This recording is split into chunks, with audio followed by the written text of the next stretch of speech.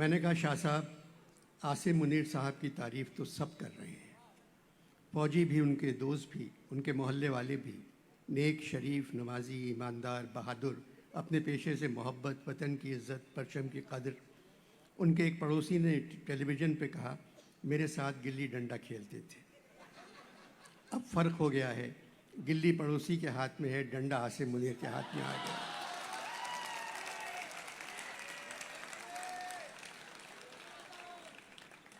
میری دعا ہے یہ ایسے فوج کے سربراہ ہوں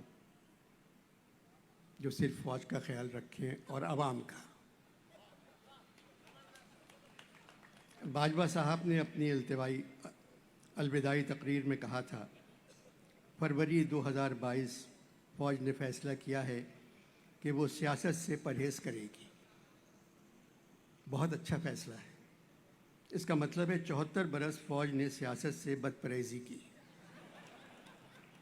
بدپرہیزی کا مطلب ہے بے اعتدالی، بے احتیاطی، عیش، فضول خرچی۔ ایسا نہیں ہونا چاہیے تھا۔ فوج ہماری ضرورت ہے کیونکہ ہمارے پڑوسی بہت خراب ہیں، ہم بھی کچھ زیادہ اچھے نہیں ہیں۔